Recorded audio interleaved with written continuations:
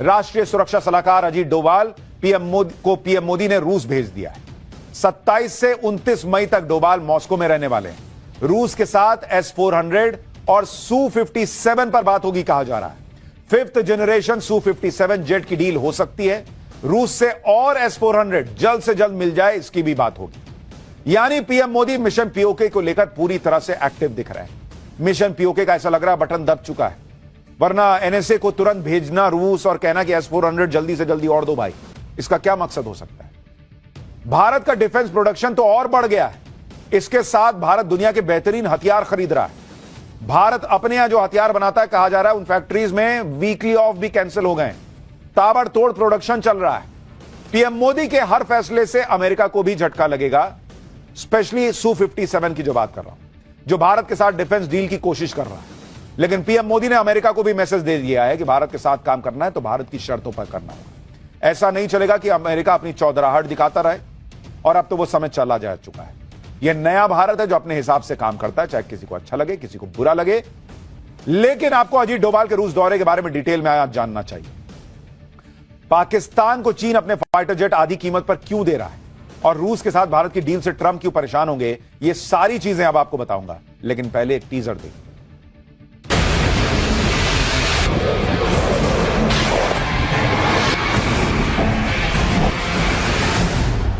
पाकिस्तान को घुटने टेकने के लिए मजबूर कर दिया। शोध प्रतिशोध का खेल नहीं, ये न्याय का नया स्वरूप है।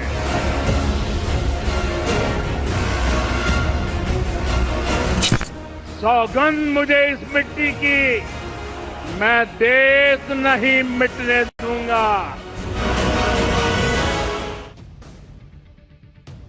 भारत अगर रूस के साथ Su-57 फाइटर जेट का सौदा करता है तो यह ट्रंप के लिए बड़ा झटका होगा। अमेरिकी राष्ट्रपति ट्रंप आजकल हर प्लेटफॉर्म पर ट्रेड ट्रेड ट्रेड यही जप रहे हैं ना। ट्रंप की बातों से लगता है जैसे वो अमेरिका के राष्ट्रपति नहीं बल्कि एक बिजनेसमैन हो। ट्रंप जानते हैं कि डिफेंस सेक्टर में भारत बड़ा मार्केट है। ट्रंप इस कोशिश में लगे कि भारत अपनी डिफेंस डील अमेरिका के साथ करे। इसी साल पीएम मोदी जब अमेरिका गए थे तो ट्रंप ने भारत को F-35 जेट खरीदने का ऑफर दिया था, जो दुनिया का सबसे महंगा फाइटर जेट है, जबकि पहले अमेरिका F-16 का ऑफर दे रहा था। F-16 फाइटर जेट पहले से पाकिस्तान के पास मौजूद है। अमेरिका भारत को F-35 बेचने के लिए बेचैन है। इससे अमेरिका को करोड़ों डॉलर का फायदा होगा।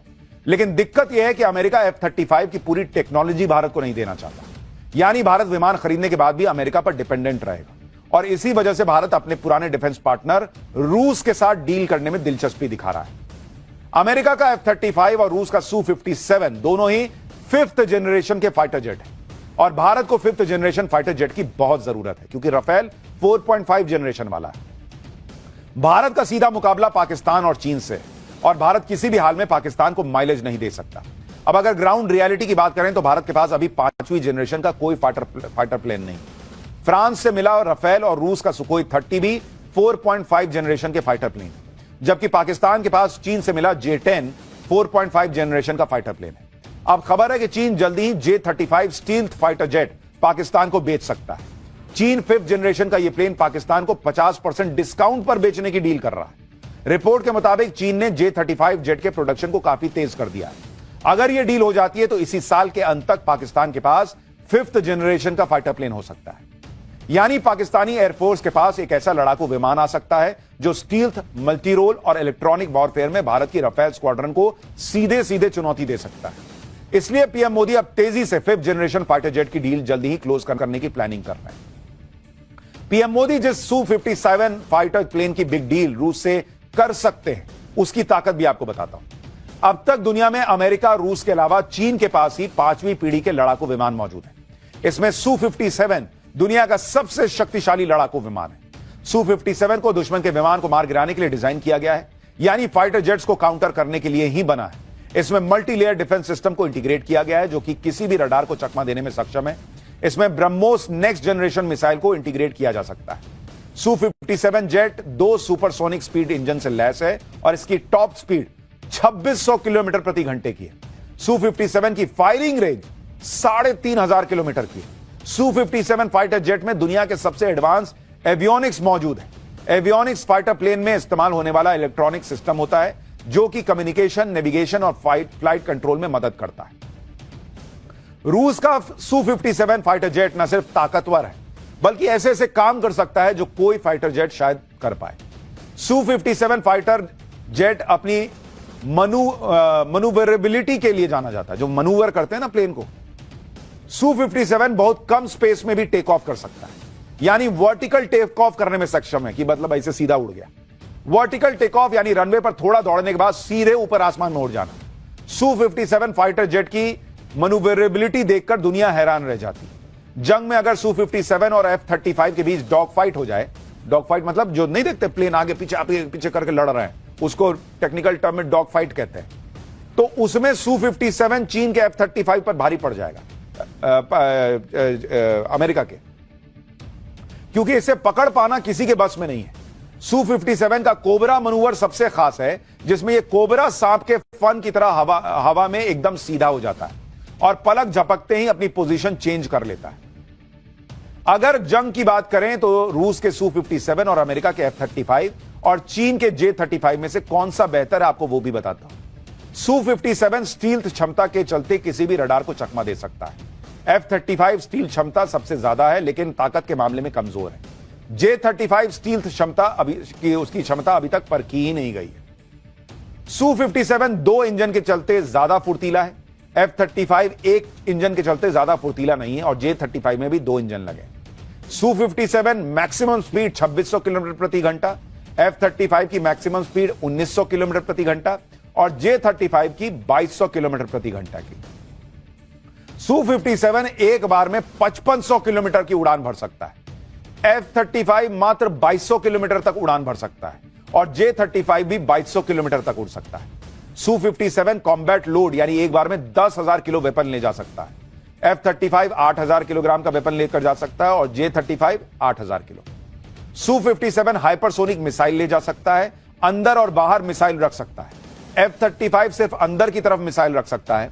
J-35 PL-15 मिसाइल से लैस है लेकिन क्षमता साबित नहीं हुई है। Su-57 एक प्लेन की कीमत 35 से 50 मिलियन डॉलर के बीच है, यानी करीब 300 से 425 करोड़ रुपए। F-35 सस्ता है, 80 से 110 मिलियन डॉलर, यानी करीब नहीं, महंगा है। उसकी कीमत जो है वो करीब करीब बैठती है 680 करोड़ रुपए से लेकर 934 करोड़ रुपए और J-35 70 मिलियन डॉलर यानी करीब 600 करोड़ रुपए का पड़ता है। यानी हवाई जंग में Su-57 चीन और अमेरिका दोनों के फाइटर जेट पर भारी पड़ेगा। अमेरिका पूरी कोशिश कर रहा है कि भारत उसका F-35 खरीद ले। इसी तरह की कोशिश अमेरिका ने एयर डिफेंस सिस्टम खरीद के समय भी की थी। भारत ने रूस का S-400 खरीदा जिस पर अमेरिका ने बहुत ऐतराज जताया था। अमेरिका ने तो भारत पर सैंक्शन तक लगाने की धमकी दी थी, लेकिन भारत झुकता है बॉस, भारत ना झुकने वाला।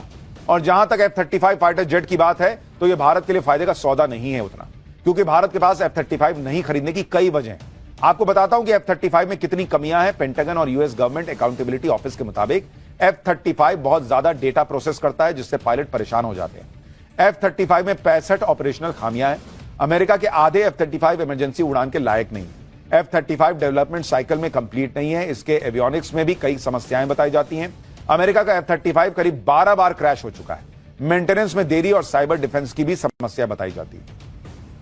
यानी अमेरिका भले कहे कि F-35 फाइटर जेट दुनिया का सबसे पावरफुल फाइटर जेट है, लेकिन इसकी लागत और बार बार क्रैश होने की वजह से यह सवालों के घेरे में।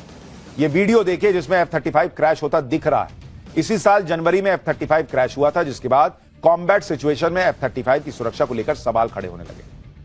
यहां तक कि डोनाल्ड ट्रंप के करीबी और दुनिया के सबसे अमीर आदमी एलन मस्क भी F-35 पर सवाल उठा चुके हैं। मस्क ने तो इसे कबाड़ तक कह दिया था। मस्क ने अपनी पोस्ट में कहा था कि ड्रोन के दौर में कुछ बेवकूफ अभी भी F-35 जैसे विमान बना रहे हैं, जो अमेरिकी इतिहास में पैसों की बर्बादी का सबसे बड़ा उदाहरण है। F-35 कबाड़ की तरह है, इससे सिर्फ पायलट मारे जाएंगे। हालांकि ऐसा नहीं है कि F-35 में अच्छाइयां नहीं है, लेकिन उसकी कुछ कमियां भी हैं जो बताई गई। यानी अमेरिका के F-35 में समस्याएं भी हैं और शायद इसी वजह से ट्रंप ये फाइटर जेट भारत को चाहते हैं कि भारत खरीदे, कि जिससे F-35 बिक भी जाए और कुछ पैसे भी कमा लिए जाए। लेकिन पीएम मोदी जो करते हैं उसके पीछे लंबी चौड़ी प्लानिंग और रीजनिंग होती है। ऐसे ही कोई फैसला नहीं होता। आप देखिए कि भारत की ताकत बढ़ाने के लिए दुनिया का बेस्ट फाइटर जेट खरीद रहे हैं, बेस्ट डिफेंस सिस्टम खरीद रहे हैं, तो दूसरी तरफ खुद भारत में स्वदेशी डिफेंस सिस्टम को मजबूत करने पर जोर है। यह है भारत का स्वदेशी एयर डिफेंस सिस्टम कुश, जिसकी मंजूरी पीएम मोदी ने 2022 में दे दी थी। कुश एयर डिफेंस सिस्टम को प्रोजेक्ट कुश का नाम दिया गया है। इसे डीआरडीओ बना रहा है। कुश एयर डिफेंस सिस्टम S-400 जैसा ही होगा। ऑपरेशन सिंदूर के बाद प्रोजेक्ट कुश के ट्रायल की स्पीड बढ़ा दी गई है, यानी बहुत जल्द यह इंडियन एयर डिफेंस सिस्टम का अहम हिस्सा बन जाएगा। कुश एयर डिफेंस सिस्टम की खासियत क्या है वो भी बताता हूं। एक बार में 80 टारगेट को यह निशाना बना सकता है। Missile, fighter jet, drone, lightning, munition सब गिरा सकता है। कुश की अधिकतम रेंज 350 किलोमीटर है। कुश में 3 लेयर का एयर डिफेंस सिस्टम है। इसमें 3 तरह की मिसाइलें होंगी। M1 इंटरसेप्टर मिसाइल की रेंज 150 किलोमीटर है। M2 इंटरसेप्टर मिसाइल की रेंज 250 किलोमीटर है और M3 इंटरसेप्टर मिसाइल की रेंज 350 किलोमीटर है। यानी कुश एयर डिफेंस सिस्टम उसी तरह से काम करेगा जैसे रूस का S-400 करता है। स्वदेशी होने की वजह से इसकी लागत भी कम होगी।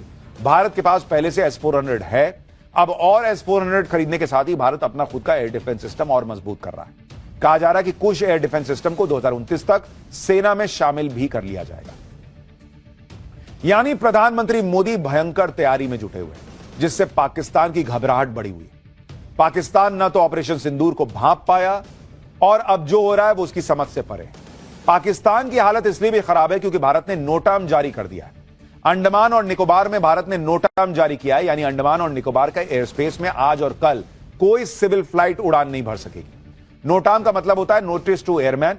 हवाई उड़ानों पर प्रतिबंध रहता है। ग्राउंड टू अनलिमिटेड हाइट, यानी आसमान में असीमित ऊंचाई तक इसे लागू किया जाता है। यानी अंडमान निकोबार के एयर स्पेस में बहुत ऊंचाई पर भी किसी विमान को उड़ान भरने की अनुमति नहीं है। नोटाम जारी होने के बाद चर्चा है कि भारत कोई बड़ा वेपन टेस्ट कर सकता है। यानी पाकिस्तान को यह लग तो रहा है कि ये मारेंगे फिर, और भारत भी दिखा के तैयारी कर रहा है। अंडमान और निकोबार आइलैंड में भारत कई बार मिसाइल परीक्षण कर चुका है। इस बार भी भारत कोई लॉन्ग रेंज मिसाइल का टेस्ट कर सकता है। आप देखिए कि पिछले कुछ सालों में भारत ने अंडमान में किस तरह से मिसाइल टेस्ट किए हैं। जैसे जनवरी 2025 ब्रह्मोस सुपरसोनिक का परीक्षण हुआ था यहां पर। अप्रैल 2024 में air launched ballistic missile test हुई थी। मार्च 2022 में ब्रह्मोस मिसाइल के एक्सटेंडेड रेंज का परीक्षण यहीं पर हुआ था। कुल मिलाकर पीएम मोदी जिस एग्रेशन और टाइम बाउंड अप्रोच के साथ काम कर रहे हैं, उससे तो लग रहा है कि कुछ बड़ा प्लान किया गया है। लगातार पीओके का जिक्र पीएम मोदी कर रहे हैं, उनके मंत्री कर रहे हैं। अब पीएम मोदी का मिशन क्या है और अब क्या शुरू होगा, यह तो कोई नहीं जानता। इतना जरूर है कि भारत की तैयारियां देखकर पाकिस्तान के होश उड़े हुए हैं। वैसे होश तो बांग्लादेश के भी उड़े हुए हैं, क्योंकि जो भी भारत से पंगा ले रहा है उसकी हालत खराब होती है।